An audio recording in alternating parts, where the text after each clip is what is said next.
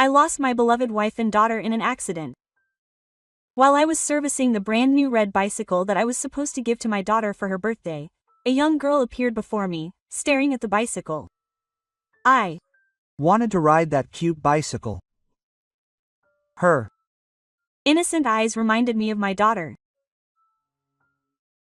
Moved by her words, I decided to give the bicycle to the girl as if entrusting my late daughter's dream to her.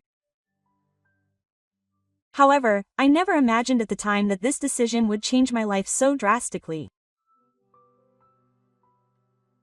My name is Kadera Soda. I am a mechanic from a small town. This factory was originally founded by my grandfather, and I succeeded him after my father.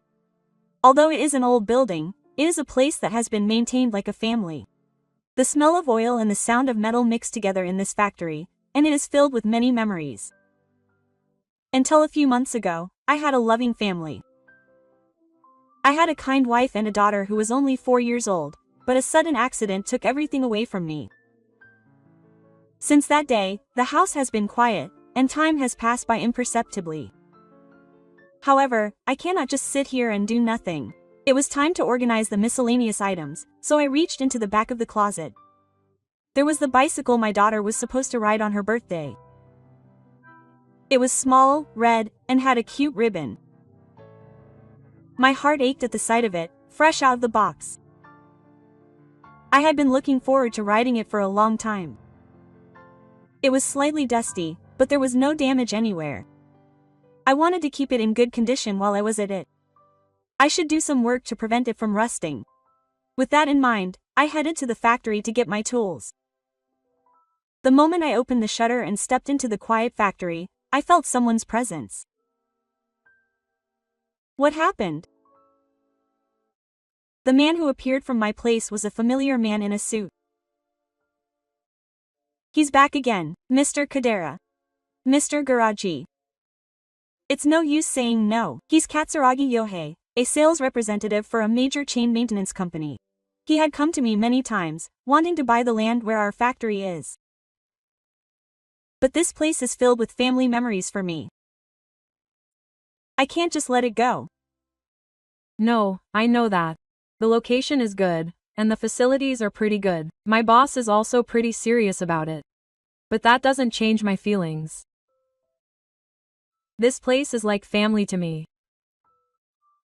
Katsuragi continued speaking with a wry smile. But you know, Kadera-san, you don't have any family anymore. That one word made my heart flutter. If you don't have anything to protect, isn't it time to move on?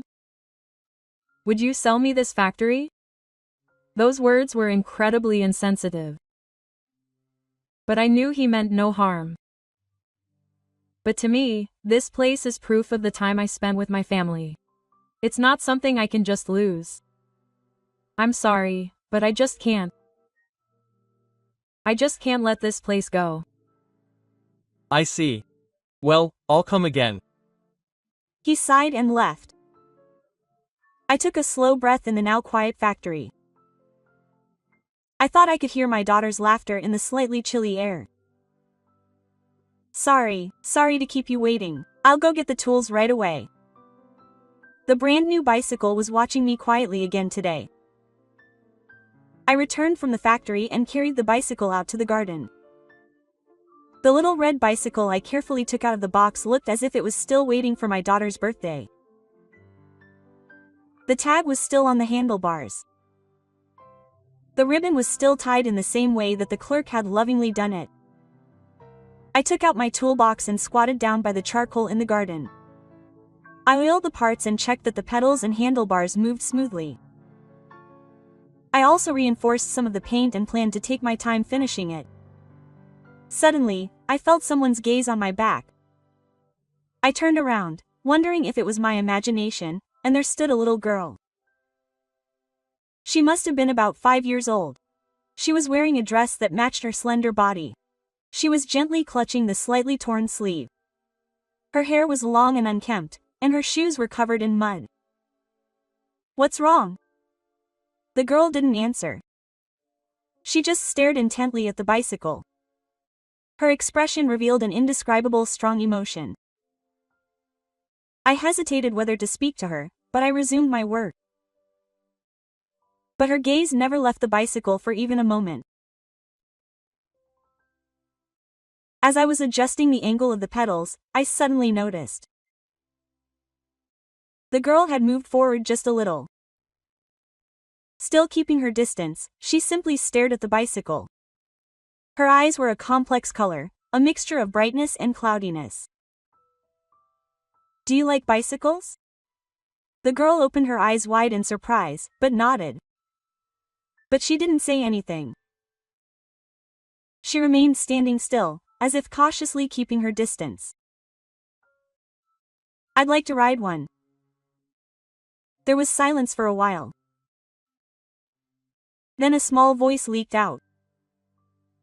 That's a cute bicycle. I'd like to ride one.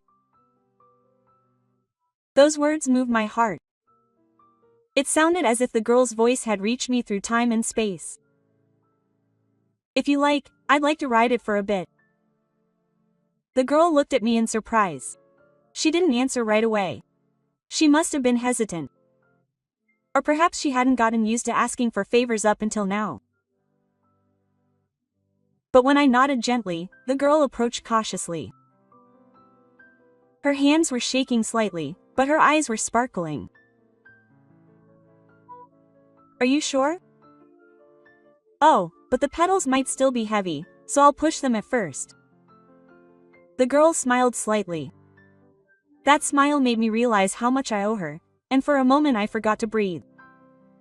I slowly sat her down on the saddle and let her grip the handlebars. Her feet still struggled to reach the pedals, but she looked happy nonetheless. I let her ride the bike from behind. We rode along a straight path from bridge to bridge in the garden. The girl was smiling and catching the wind. Oh, wow. Her voice echoed with life. All the memories of my daughter that remained in me came flooding back. If she were still alive, would I have been able to push her bike like this today? On the morning of her birthday, would she have said, "Watch me, Dad," and started riding with a smile? As I walked, I felt a warmth slowly building up in the back of my eyes. She's good at it. Is this her first time? Yeah. But it's so much fun. Her smile quietly melted my heart. I felt a warmth slowly disappear from the hollow space in my chest. The girl was absorbed in the bike for several minutes. She was still small, so she couldn't pedal very well, but she must have enjoyed the feeling of being pushed and cutting through the wind. I could feel her joy transmitted to my hand as I pushed, and strangely, my heart became calm. Eventually, the girl stopped the bike and quietly got off the saddle. She bowed deeply to me while holding the handlebars with both hands. Thank you. That was so much fun. See. That was great. I'll give this back to you. The girl politely handed the bike to me. She gently and tenderly held it out, as if it were something precious. You can ride it a little longer. Okay, I'm satisfied now. But the girl glanced at the bike and said in a small voice, "You can ride it again." Her modest words warmed my heart a little. There was a hint of hesitation and reserve in her quiet voice. I felt like she really wanted to ride more but was being considerate. Oh, of course. Come anytime. When I answered, the girl turned her head slightly. But for some reason, her eyes still looked a little dim. Don't you have your own bike? When I asked her that, the girl looked a little embarrassed and looked down. She kicked the dirt with her toes and began to speak quietly. Okay. My family doesn't have much money, so we don't have much to eat. Those words quietly sank into my heart. Her words were tinged with the heavy color of reality.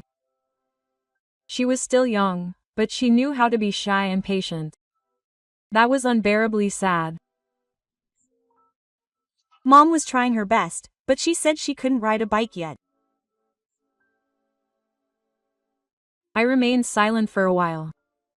I chanted a spell in my mind as I stared at the bike in front of me. This bike was supposed to be my daughter's. But she's gone now. Then if you'd like, I'll give it to you. Huh? The girl's eyes widened at the sudden offer and she froze. My daughter was supposed to ride it.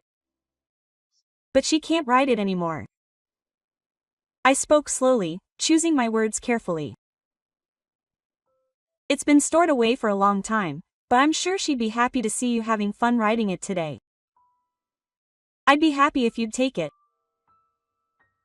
The girl blinked several times.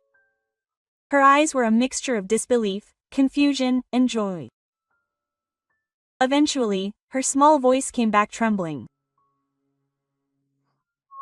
Are you sure you want it? Oh, if you'll treasure it, that would make me happiest. The girl nodded, covering her mouth.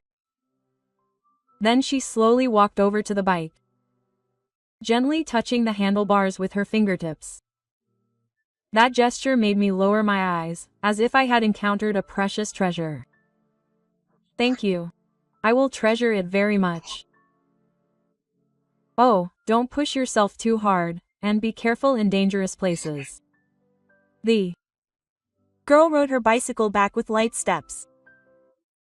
She looked back and waved several times. I smiled and waved back. After her back turned the corner and disappeared from view, she returned to the garden. The bicycle was no longer there. But in its place, a slightly warm breeze remained. I slowly looked up at the sky. I felt as if my daughter was smiling somewhere. One afternoon, a few days later, when I returned home after finishing work at the factory, I saw two shadows in the garden. A small girl, the girl from that time, was standing next to the red bicycle. In the nearby field was a woman with her long hair tied back. She had a calm air about her, but she also seemed a little nervous. Hello. When I called out to her, the girl suddenly smiled. You. Remembered the person from the other day, didn't you? Yes.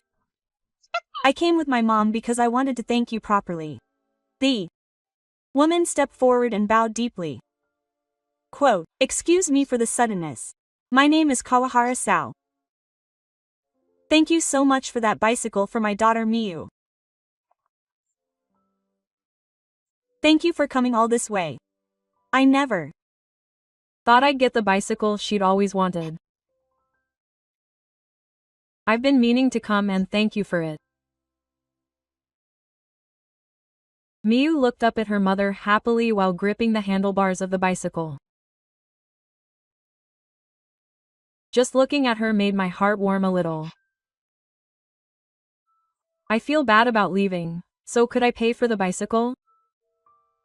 No, that's not right. I waved my hand slightly and smiled apologetically. That was something I had prepared for my daughter's birthday, but she's gone now. My wife was with her in an accident. Is that so? That's why I was grateful that you were able to use it. It's much better than having it sit in the warehouse. Saori covered her mouth and seemed to be searching for words. Then she spoke quietly, quote, I see. I'm sorry. I didn't realize. But that's exactly why I feel bad about receiving your daughter's memories in this way. That's not true. I'm sure my daughter would be happy to know that there's a kid who enjoys riding like that. Saori nodded slightly, then suddenly looked at me and frowned a little. Can I ask you something? Yes. I've been taking care of my belongings properly lately. Huh? I was taken aback by the sudden question. It's true that you haven't cooked a proper meal lately. You've been eating bread and instant meals more often. Your complexion is a little bad, and you haven't ironed your clothes either. I'm kind of worried. You said you were eating nothing but yakisoba the other day. Wow, Miyu. Don't tell anyone about that. Sorry. Saori chuckled but looked at me seriously. Would you like me to cook a little for you? I can only make simple things. No, that's not it. I meant it as a way of saying thank you.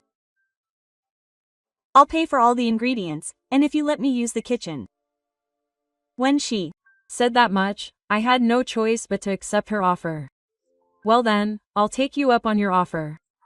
Thank you. Miyu, let's go shopping. Yeah. The two of them headed to the nearby supermarket, holding hands and smiling brightly. I was left behind, sitting on a bench in the garden and quietly shoving snow in the snow. Before long, the gate opened again and Saori and Mi-chan returned carrying bags. Vegetables, meat, seasonings, etc. were visible in the supermarket bags. I was gardening with Mi-chan, watching Saori's back as she stood in the kitchen, looking very experienced. Let's try practicing pedaling a little today. Let's do it. I used a small screwdriver to fine-tune the height of the pedals and taught her the trick to carefully turning the pedals. She was still wearing the ring, but I could see her gradually getting better at picking it up. I did it. I did it. Oh, good job. You're a quick learner. Miyu-chan puffed out her chest proudly. Her appearance brought back the smile of her daughter. It would be a lie to say that it wasn't hard, but even so, I felt a quiet happiness right now. The smell of soup stock wafted from the kitchen. The sound of Saori's skillful knife work made me feel like I was living a normal life for the first time in a long time. I never thought I'd have a time like this again. I never would have guessed it until just a moment ago. The finished dish had the taste of a home-cooked Japanese meal. Rice, miso soup, stewed food and grilled fish. It was simple, but somehow nostalgic and had a calming aroma. Please eat it before it gets cold. Let's eat. The dining table was lined with dishes for 3 people. The sight around it was unimaginable just a moment ago. With each bite, a warm flavor spread throughout my mouth. The stew, soaked in broth, reminded me of my wife's cooking. It's delicious. It was really good. I'm sorry I couldn't make anything too elaborate. Actually, it's been a while since I've had a proper meal. I've been eating instant food all the time lately. Isn't Ma's food delicious? Yeah, very much so. I could tell that such idle conversations were gradually healing my heart. A warm atmosphere flowed around the dining table, and it felt good. After the meal, the 3 of us drank tea and a sudden silence fell. In that atmosphere, I was enveloped in an indescribable feeling. It was as if the time I spent with my family had returned for a moment. It's like eating a meal with someone like this. Is that so? Yes, my wife is a good cook, and we used to have dinner together as a family. My daughter would often have a second helping. At that moment, Miyu, who had just finished eating across from me, muttered sullenly. It feels like today was the first time in a while that I played with Pa. Quote. I put down my chopsticks at those words. I felt a slight tightening in the depths of my chest. When I asked her about it again after such a long time, Miyu tilted her head and laughed. Yeah. It's not that, but it feels that way. As I was at a loss for words, Saori gently lowered her gaze and spoke.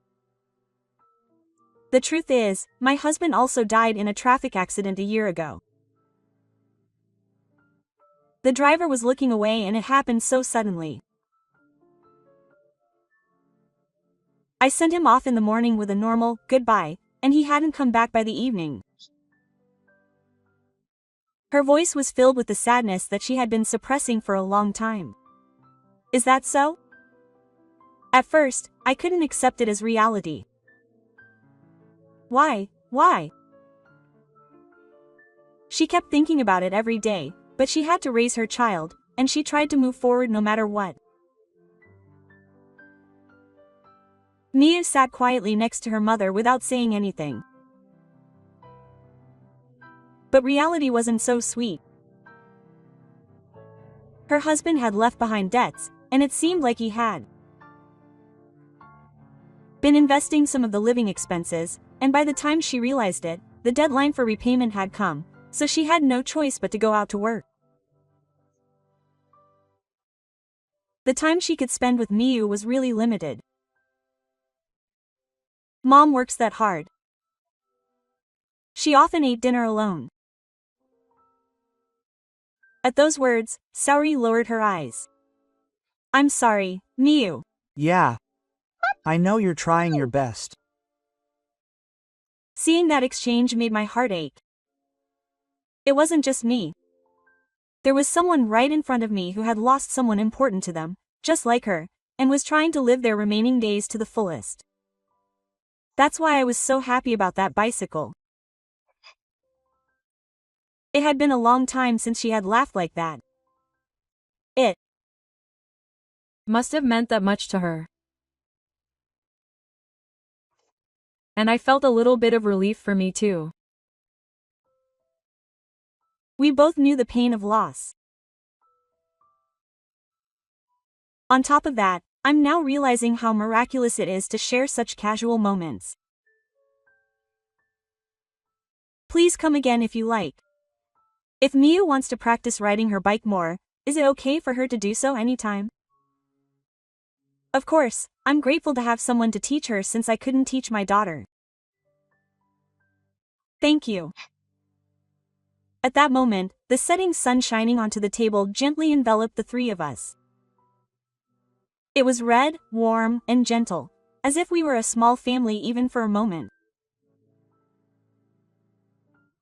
After dinner, Sao stood skillfully at the sink while clearing away the dishes. I stared at her back and thought for a moment.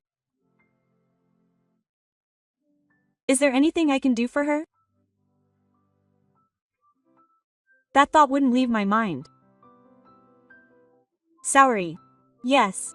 I have something I'd like to talk to you about. Is that okay? Saori stopped what she was doing and turned to me. There was a look of slight surprise on her face. The truth is, my factory is short-staffed, and there are some tasks that can be done without knowledge or experience in maintenance.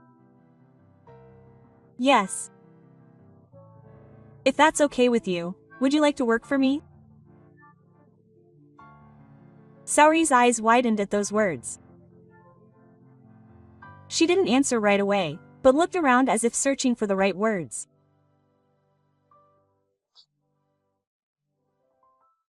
I don't know anything about maintenance. It's okay. There's a lot of clerical work like managing parts and organizing firefighting, so I'll teach you properly. But I'm also thinking about Miu, and I haven't thought about working hours or what if she suddenly gets sick.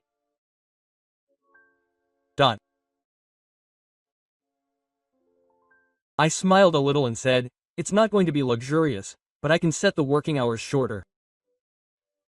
I think we can decide on something like 3 days a week or just the mornings. Also, if you're having trouble finding a place to leave her, you can bring Miu with you. There's space in the back of the factory, and I'll make sure there's a safe place. Sao was at a loss for words at the suggestion.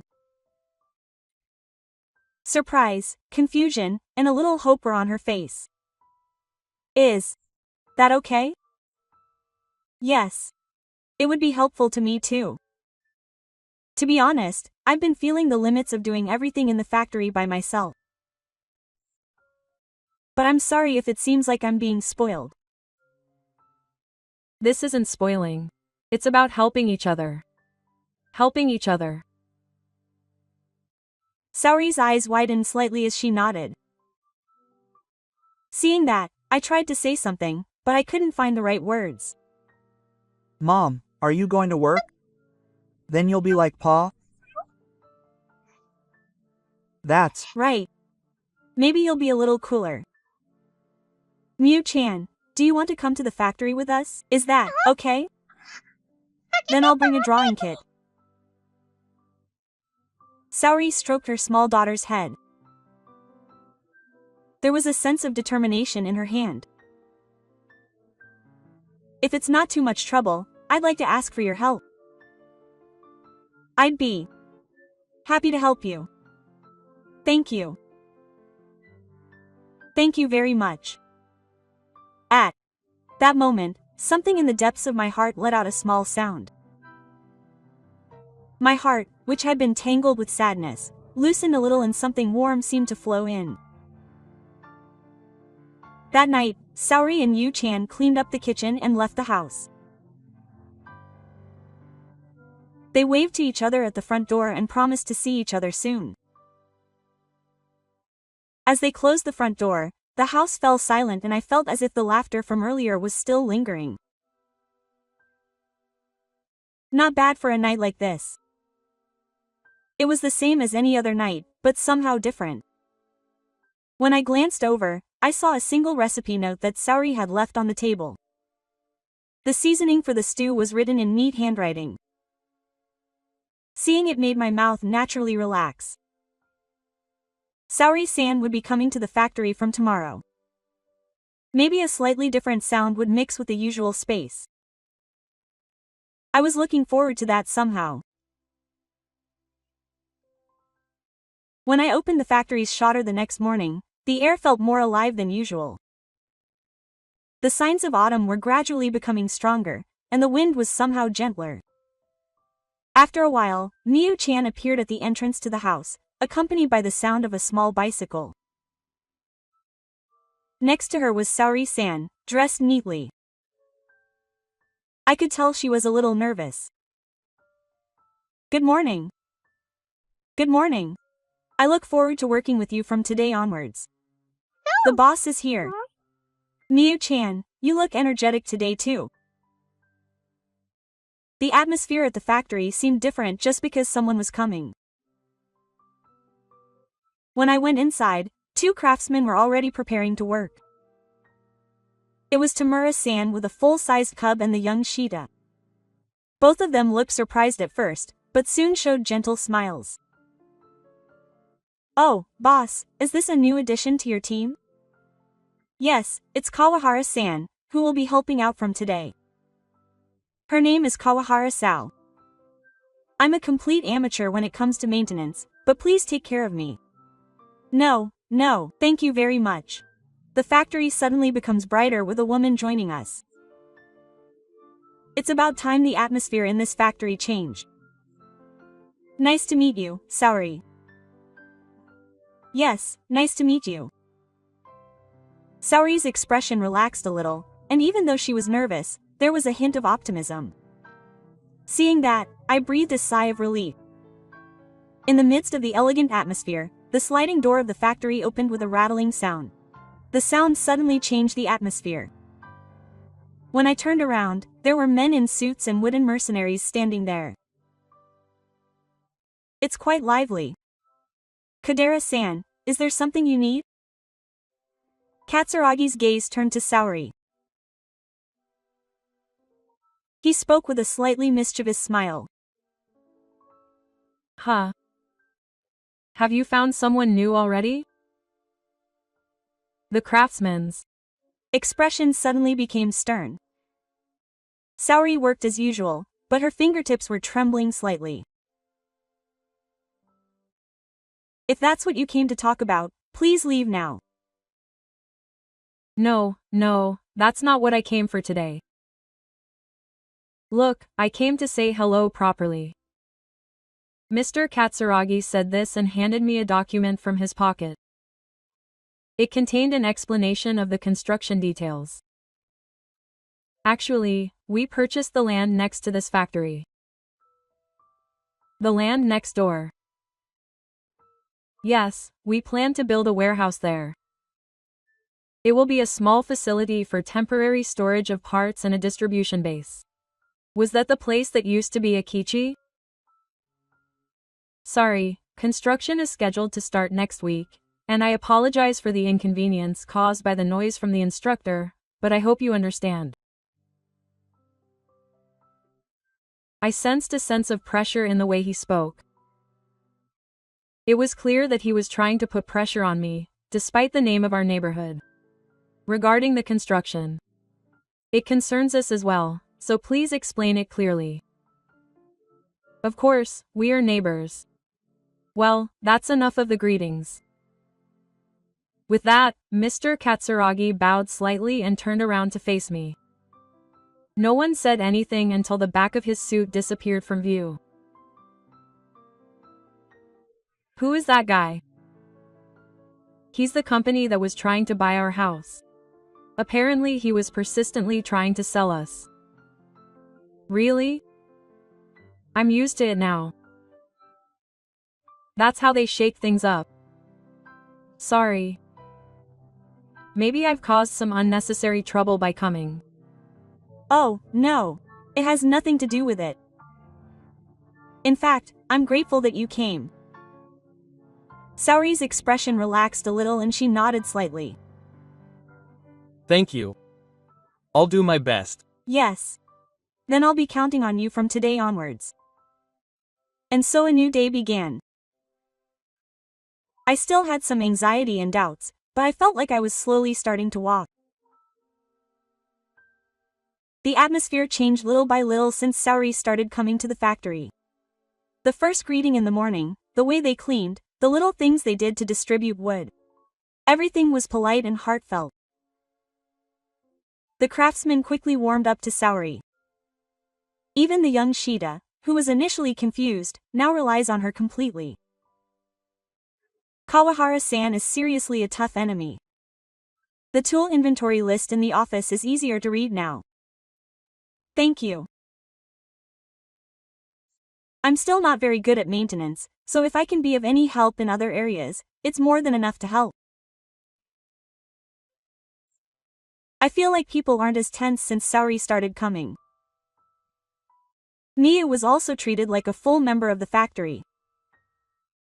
She drew pictures and read books in a designated space so as not to get in the way of the work, and sometimes Shota and Tamura gave her snacks and she laughed.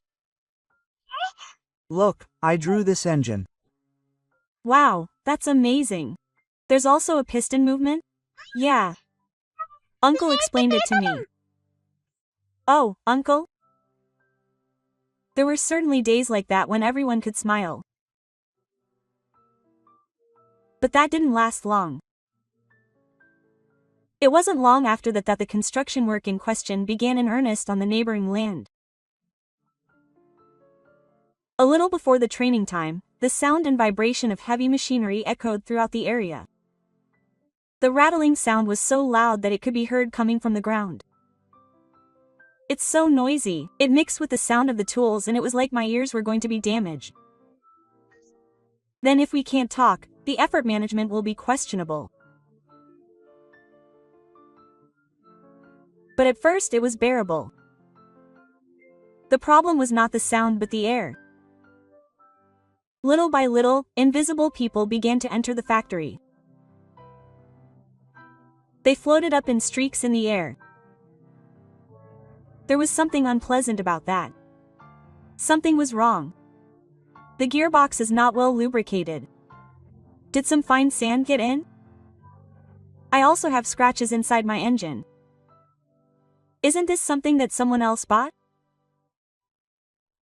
The filter isn't keeping up. The ventilation is also having the opposite effect. And it's starting to affect the human body. Shota was the first to complain about something. My throat feels itchy. My head feels heavy. Saori noticed right away. Take a short break, drink some water, put on a mask, and use this. She said that and handed me a handmade mask.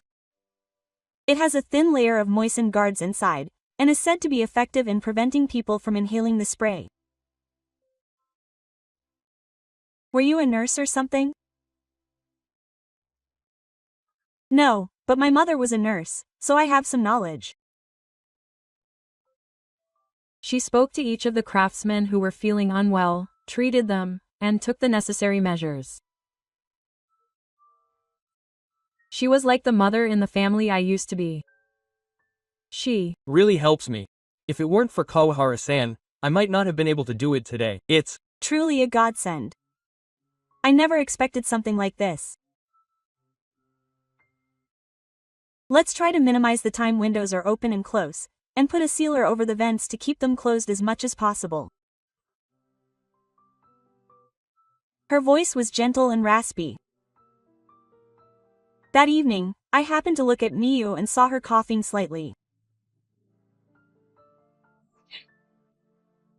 Her throat feels a little strange. Miyu, are you okay? The air outside isn't good today. I made my decision without hesitation. Miyu, let's not go into the factory for a while. Huh? There are too many people. It affects adults too. It's even worse for small children. Okay, I understand. I see. But I wanted to draw. I crouched down to meet Miyu's eye level. On the other hand, the air outside is calmer at night. The construction work has stopped, so let's practice riding a bicycle then. Really? Oh, just turn on the headlights and go somewhere safe. I'll be done with work by this evening anyway. Miyu's face brightened up. Yes. Saori smiled with relief. Thank you. It really is reassuring to have someone nearby who will do this for you. I didn't answer, but just nodded slightly. I felt like there was one more thing to protect in this place. Several days had passed since that day, and the environment in the factory was getting worse with each passing day. The particles were becoming even finer, penetrating the gaps between the tools and the inside of the engine, affecting the nature of the work. The bolts were not tightened properly. It was made by the sensor. It was the fault of the particles. There were particles mixed in with the gear oil. I had just changed it. They were reaching their limit. The fatigue was clearly visible on the faces of the craftsmen. Some were even getting sick, and if it weren't for Sao's bureaucratic illness and preventive guidance, the site would have stopped functioning long ago. Masks are no longer an option. The only options were to completely overhaul the ventilation system or create a completely sealed environment, but that would cost a huge amount of money. For a small town like us, that wasn't something we could afford right away. I finally decided to give in. That evening, I went to the neighboring land. The construction site was silently moving forward amidst the noise. The wood mercenary in the prefabricated hut smiled as soon as he saw my face. What's up, Kadera-san? Have you finally decided to sell the factory to us? No, I didn't. I came to lecture today. Dissent? People are coming into the factory because of your construction work. Engine and gear malfunctions are also occurring, and it's affecting the health of the workers. I couldn't believe my ears for a moment when I heard that answer. And you? If things continue like this, it will cause major disruptions to our operations. Could you please make adjustments later and take all necessary measures to prevent people from getting in? Karaki-san sat back in his chair and crossed his arms leisurely. Do you have any evidence that we are the cause? The timing of the airflow and the filter holes are all in sync. We'll find out right away if we investigate. We can investigate that before we go ahead. As for us, we just bought the land legally and are proceeding with the construction work properly. Oh, if you have that much to complain about, why don't you just hand over the factory? There was clear malice in those words. I was speechless and had no choice but to leave the place. The next day, I went to the local police. I explained the situation in detail and complained about the environmental and safety issues. But are people being harmed by the construction on the site? Yes, it's gotten to the point where they can't even get inside the factory to do any work. But it's hard to judge whether the number of people who have been infected is clearly high. Construction work itself is legally permitted, but workers are getting sick and engines are getting damaged. It's certainly a problem to leave things as they are without taking any measures, and I can understand your feelings. However, as long as we can't prove that they intended to harass us at this point, it's difficult for the police to intervene. I left the meeting with my shoulders slumped. I hadn't expected anything, but I did feel like it was to be expected.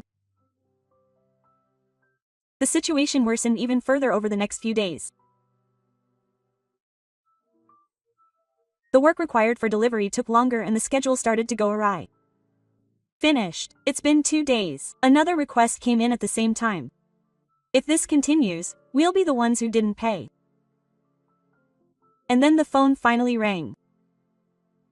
Mr. Per Megasecond, you're 3 days behind the last scheduled repair, aren't you? What's the situation? It's starting to become a bit of a trust issue.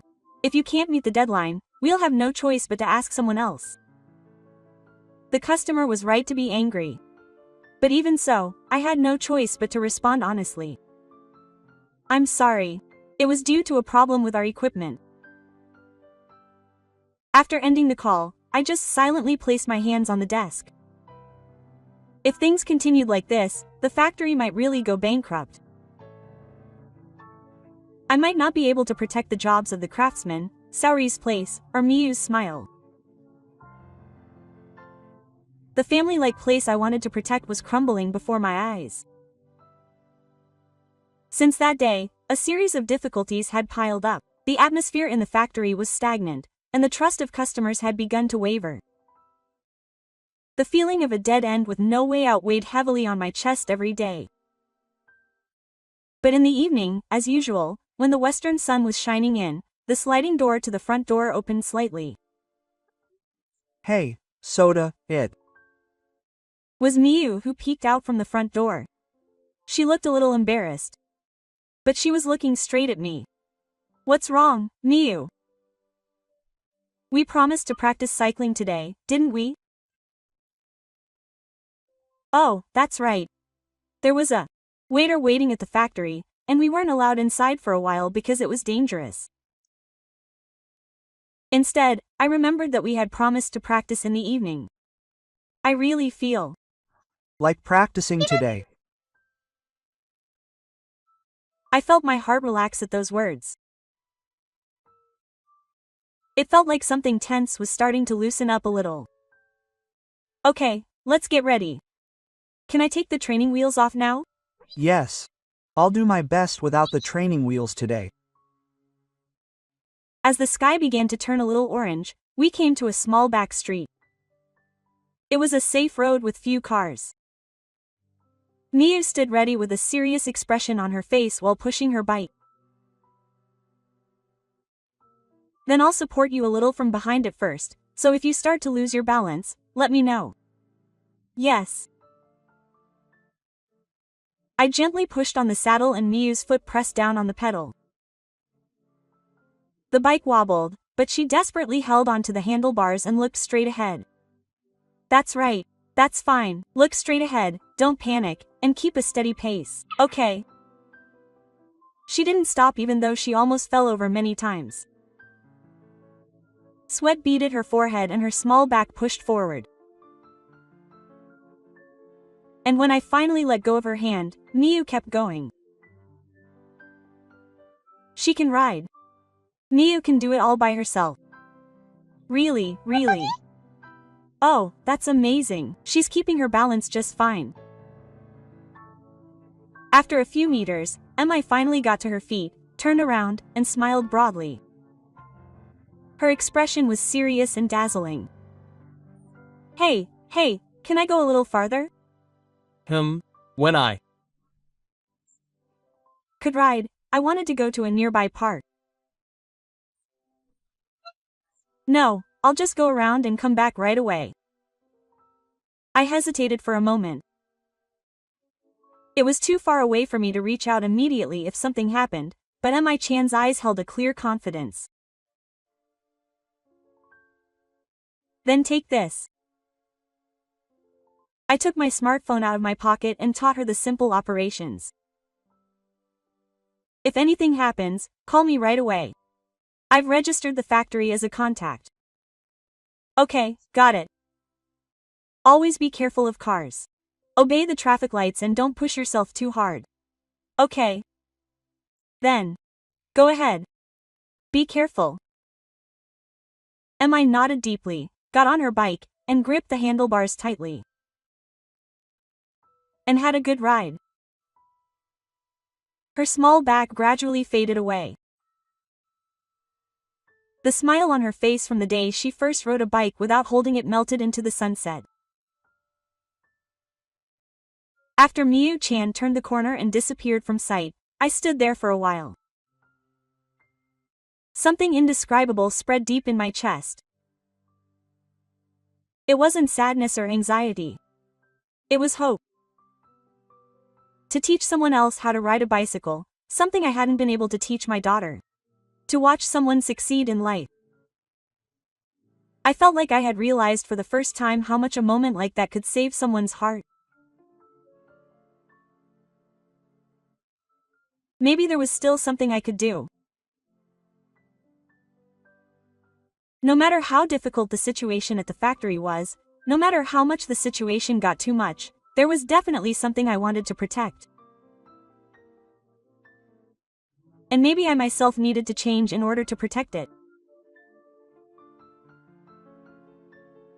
After Miyu Chan disappeared from sight, I returned to the factory. The evening light had completely disappeared, and the fluorescent lights on the ceiling stopped with a cold sound. There was less noise and fewer people around at this time. I wanted to work as much as possible while it was quiet outside. Maybe just replacing the oil pump won't do. Even the gears aren't meshing. I gripped the tools tightly, relying on the light nearby. Now I could concentrate a little better. Maybe I could make it back on track with the repairs and delivery. With such a desperate feeling, I worked single-mindedly.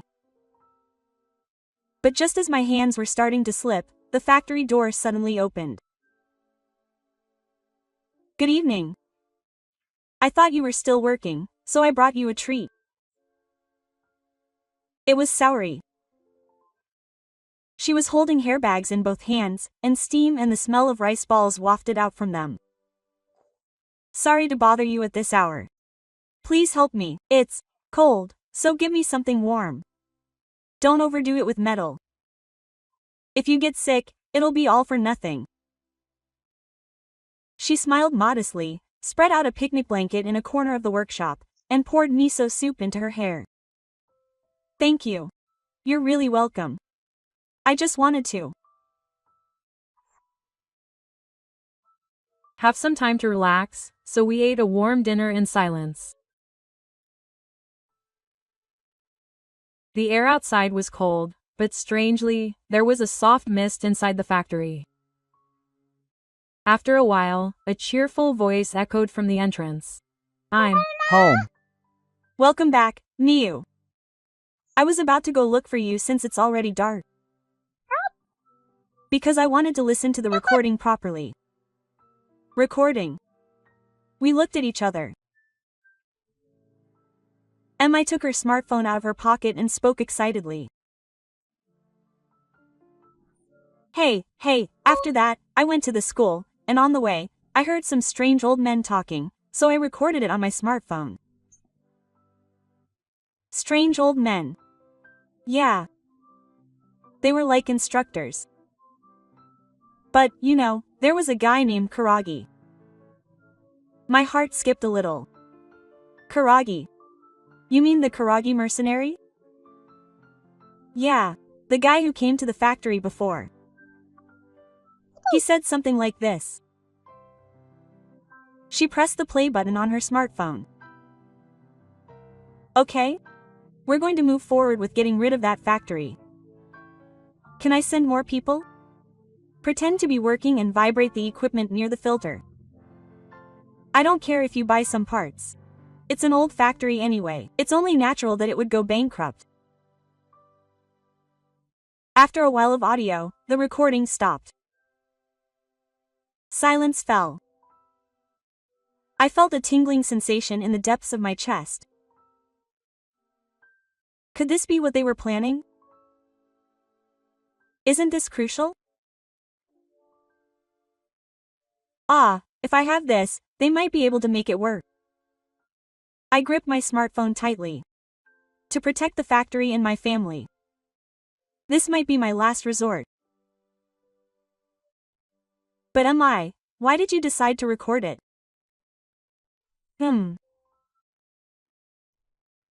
It was because the way those people were talking sounded really unpleasant, but I didn't understand what they were talking about, so I thought I'd ask Soda and Mom.